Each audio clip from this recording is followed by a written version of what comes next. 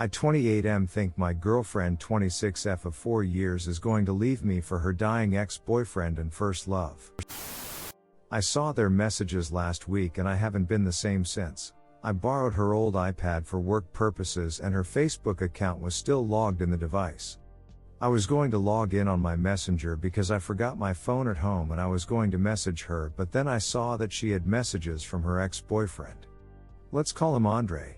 Her and Andre dated for 2 years. They were each other's first love and she never told me what happened between them.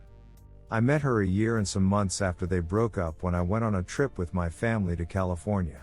I didn't know anything about him other than the fact that they dated sometime in high school and college. When I met her, we instantly hit it off. She showed me around LA and me living in Australia wasn't a problem. We were in a long-distance relationship for a year until I saved up enough money to move out of my country for her. Other than that, it took me months to look for a job in Los Angeles so that I would be financially secure when I got there. 3 years later, we're still going strong. Or so I thought. When I clicked on their conversation out of curiosity, I immediately noticed the kiss and heart emojis. Right then I knew what was happening. I don't want to go on about the details, but the only message that stood out was her talking about leaving me for a few months so that she could take care of him. He has cancer, it's at stage 1, but he reckons he's going to die. On one of his messages to her, he asked if she would visit him in his house. And I'm pretty sure she did because they mentioned how they had a great time together and that it was good to catch up. Well, it's been a week since I found out. She doesn't know that I know, or that I took her old iPad out of its box and that I had spent 2 days reading their messages. She has no idea at all. She thinks everything is okay between us, but I actually want to cry for a long time and that I want to physically hurt myself. I have no friends in LA, all of them are back home and they're all living their own lives now. I don't want to talk about it to anyone because thinking too deeply about it hurts. I guess when it all comes down to it, she never really loved me and I'm still trying to accept that. I don't know how to approach this. I have written my resignation letter for work and I have messaged my parents that I was going to go home sometime next month. I did both when I was extremely upset. I just need advice on how to approach this. I don't want to talk to her about it, at all. I can't even look her in the eye without wanting to break down. Please help me on what to do and how to approach it correctly. As of now, I'm thinking of leaving while she's at work. Redditor's reactions update after. Redditor 1, I don't mean to minimize his condition, but stage 1 cancer is highly treatable. I think he is pulling a quick one here, the dying victim that somehow survived and so they meant to be together. Your girl has some loose ethics and moral values. I think deep inside her she kind of felt that she wanted to go back to him. Also, women are extremely companionate to people that are in disadvantaged situations. It's the charm that steals their heart. You need to be straight and bring it up. Explain to her that, although you understand, you can't stay in this situation cause it will ruin you. If she can't see that, then she is not worth of your time. Op answer, she's coming home from work now. I'm a lot calmer than before and I've messaged her exactly what you said. She wants to talk to me in person and I'm just waiting now. That's also what I thought, but I'm almost certain he said he didn't want to go through treatment, which doesn't make sense because he managed to convince her to come back to him. I don't know what he wants, but he seems like a pretty dumb cunt. Redditor 2, I understand that this is a tough situation, but if she is thinking of leaving you for this guy, cancer or no, I think it shows you where her priorities lie. If you want to give her a chance to explain and try to fix things, that is 100% your call, but I personally don't know that I would feel confident in that relationship again after seeing that. I wouldn't ghost in this case, but even just a note about what you found would be sufficient if you feel that is the best way to handle it. Just be prepared that if you do cut it off with her, that she will be with this guy within a week, but I have a feeling that was going to happen sooner or later, to be honest. Redditor 3, personally, I'd check out too.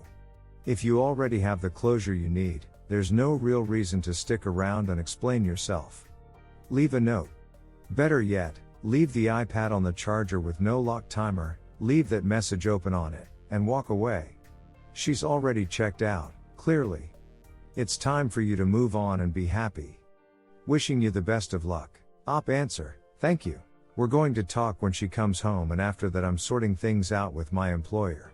Update: I 28M think my girlfriend 26F of 4 years is going to leave me for her dying ex-boyfriend and first love. I finally talked to my girlfriend about it and unfortunately, she is now my ex-girlfriend.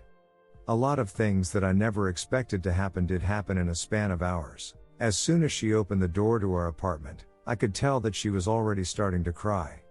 Seeing her so vulnerable like that also hurt because I didn't want to put her in that position. I had to constantly remind myself that none of this was my fault. We sat down, there were lots of tears.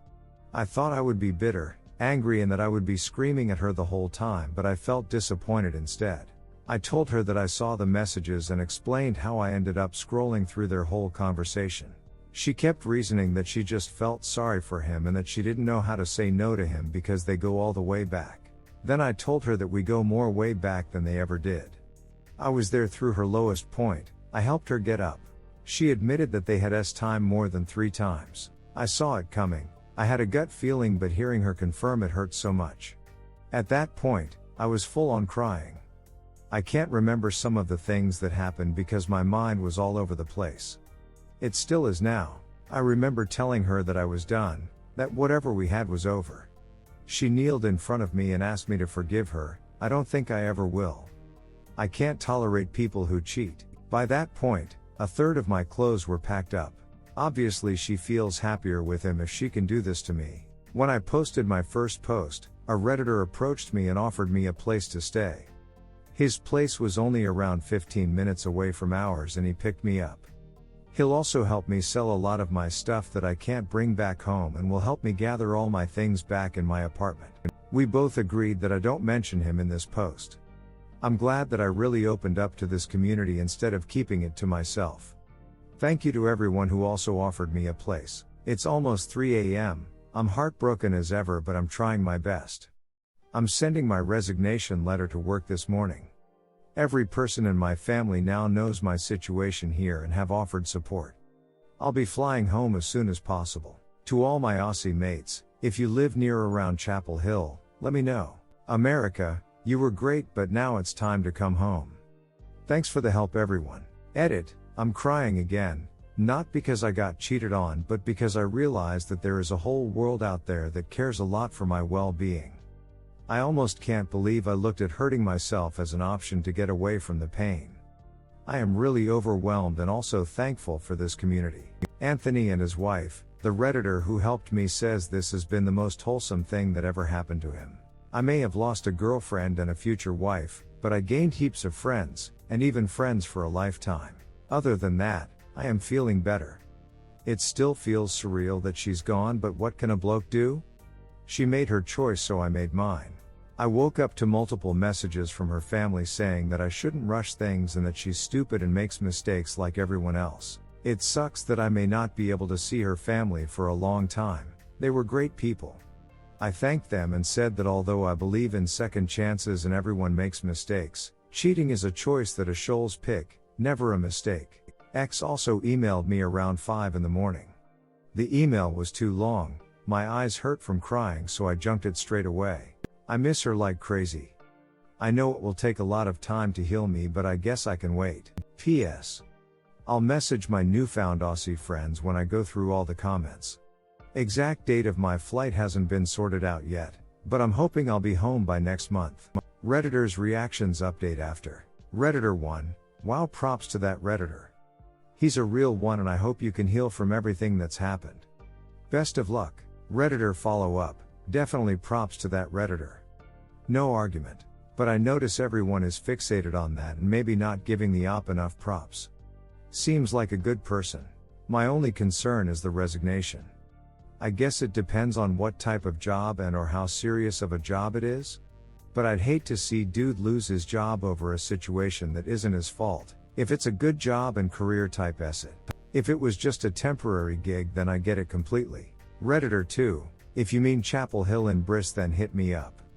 I 29F would be happy to lend an ear or a beer whenever you need. I've been heartbroken in another country while packing and rushing to get back home to my mom and friends, so I empathize greatly. It worked out for me and my now husband 27M, but still very happy to chat whenever you need. Stay strong. Redditor follow up, lend an ear or a beer. Just want to say I love how that read, cheers. Redditor 3, can we stop referring to that dude as dying? Stage 1 cancer is extremely survivable. Redditor follow up, entirely possible he's using the "I'll be dead soon" lines to get into her. Seems like it worked. Final update, I think my 28M girlfriend 26F of 4 years is going to leave me for her dying ex-boyfriend and first love. Hi everyone, I know I promised an update as soon as I landed in Australia. A lot of things just happened after my last update and I genuinely haven't thought about letting everyone know that I am okay and safe. I didn't get to sell all of my stuff in a short amount of time, but I managed to give it out to people who really needed it. That alone made me feel a lot better about the whole situation. It was a lot of electronics that I can't afford to and possibly bring back home, like the TV I bought for my ex that she really loved, the microwave and my PS4. I'm in Australia now and not everything is going as planned, but whatever situation I'm in right now is at least okay. The cherry on top of all this it is my brother verbally abusing me over something stupid I said about the cancer guy while drunk. It was something like "hope he dies in a painful way," and that got him all worked up considering one of closest friends did die in a painful way. To cut the story short, I didn't end up going to Brisbane to live with him and am now living with my parents in Perth, unmotivated and jobless. I feel so ducking hopeless and completely miss my ex, but I can't do anything about it other than sook. TLDR of this story is I am very ducking miserable.